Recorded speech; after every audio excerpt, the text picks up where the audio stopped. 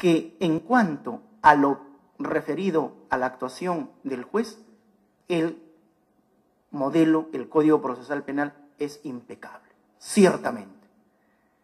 Sin embargo, creo, como hipótesis de trabajo nomás, no se ha desarrollado una investigación con todo el rigor al respecto.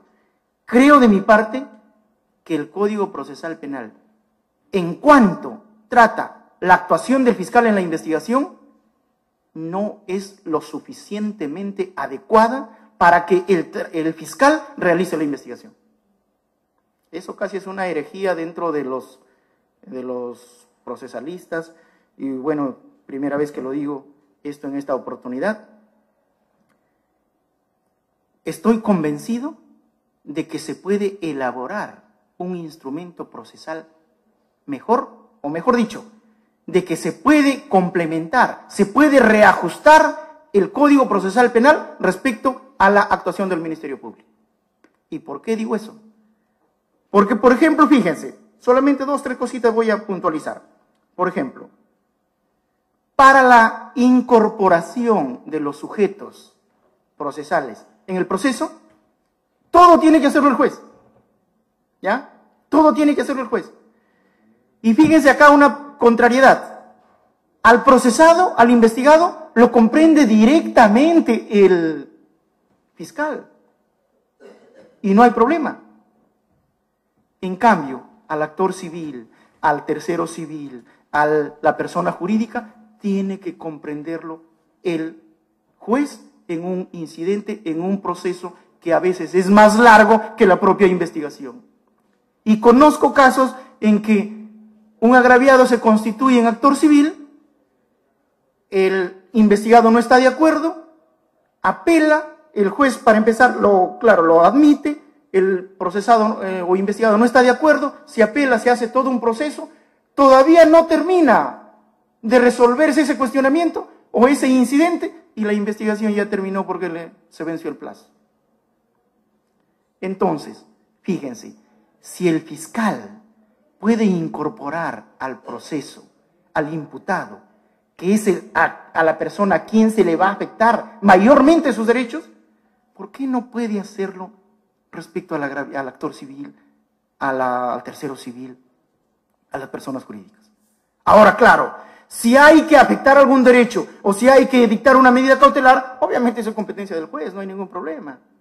Pero para comprenderlo en la investigación, yo no he encontrado nunca una razón por la cual tiene que hacerlo el juez, generándose una serie de incidentes que distraen la actuación fiscal y finalmente entorpecen la investigación.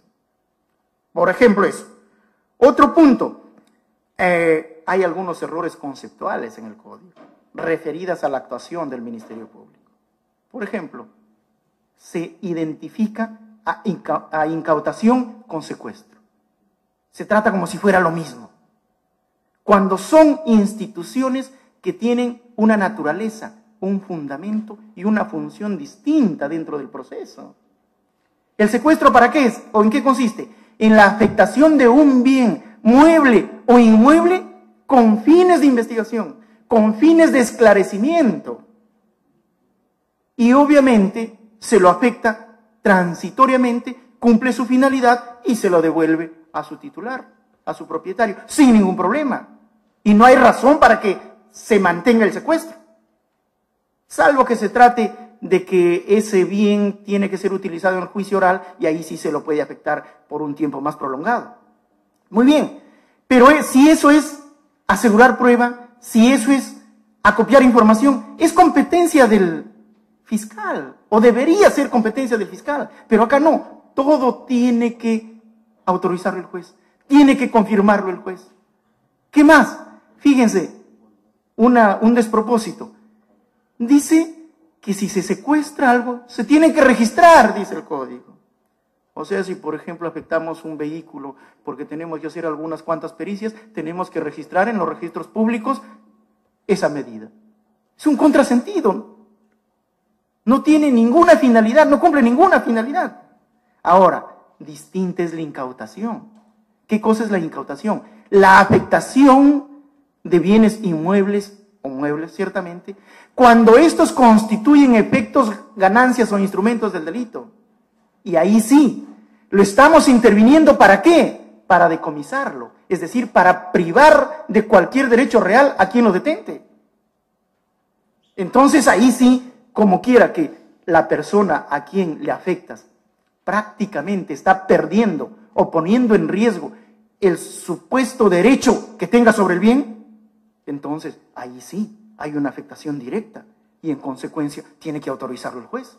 ¿Qué duda cabe? ¿Por qué? Porque es una afectación significativa respecto al derecho. En cambio, en el secuestro no, solo se afecta transitoriamente o momentáneamente para realizar alguna prueba o para que sirva con fines de investigación.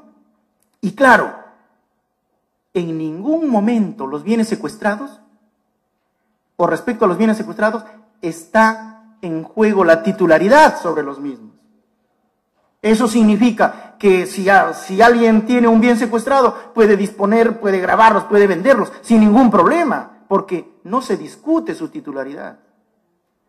Solo se ha afectado con fines de investigación. En cambio, la incautación, ahí sí se discute la titularidad. Ahí sí le dice, ¿sabe qué? Este hotel es efecto del delito, es ganancia del delito, y se lo toma, se lo incauta. Y naturalmente que en ese caso sí tiene que autorizarlo el juez, porque se le está se está dictando una medida cautelar para privarle del bien. Entonces fíjense, pero claro, se incautan solo efectos y ganancias del delito, algunas veces instrumentos, ¿no es cierto? Pero efectos y ganancias del delito, no otra cosa. En cambio, se secuestra cualquier bien, sobre los cuales la titularidad es incuestionable. Muy bien, pero ¿qué hace el Código? Lo trata como si fuera la misma cosa. Y eso ha llevado a la Corte Suprema, y lo digo con todo respeto, doctor, ruego me dispense, lo digo con todo respeto, ha sacado un acuerdo plenario en el cual mantiene esa confusión y la lleva a un extremo más grave todavía. ¿Qué cosa dice? Que, por ejemplo, si se incauta drogas, se tiene que confirmar la incautación. Obviamente eso es un despropósito. ¿Por qué? Porque son bienes intrínsecamente delictivos. ¿Qué cosa se confirma? ¿Qué cosa se convalida? Una afectación de un derecho real, de un derecho en general. Eso sí, hay que confirmarlo, tiene que invalidarlo el juez. ¿Por qué? Porque se está, afectando un derecho. Pero muy bien, respecto a los bienes intrínsecamente delictivos, no hay posibilidad de que alguien tenga algún derecho. No tengo derecho de propiedad sobre las drogas. Por eso en los atestados, no digan, el tal fulano propietario de la droga. No, no hay propietario de la droga, porque la propiedad es un derecho reconocido por el ordenamiento jurídico. No hay posibilidad de tener derechos reales sobre los bienes intrínsecamente delictivos, como por ejemplo las drogas. Si eso es así, ¿hay posibilidad de que se pueda afectar algún derecho real de la persona que lo tiene en su poder? Jamás. Entonces, ¿hay que tutelar esa actuación? ¿Hay que hacer una tutela de derechos al respecto? De ninguna manera. Entonces, ¿qué tiene que confirmar el juez? Es más, fíjense, cuando se trata de drogas, inclusive se habla de decomiso, ya no de incautación. ¿Se dan cuenta? Entonces, como no hay más tiempo, quiero referirme a un punto más y con eso concluyo. 2 minutos, doctor, ¿ya? Por favor. Entonces, ¿qué sucede? Si eso es así, doctores, en principio se tiene que corregir algunos errores conceptuales que contiene el código y que llevan a error y que impiden la investigación adecuadamente. De otro lado, los plazos obviamente son reducidísimos. Tiene que revisarse los plazos. Para algunos casos, digamos sencillos, no hay problema que se mantenga, pero para todos los casos no pueden tener el mismo tratamiento.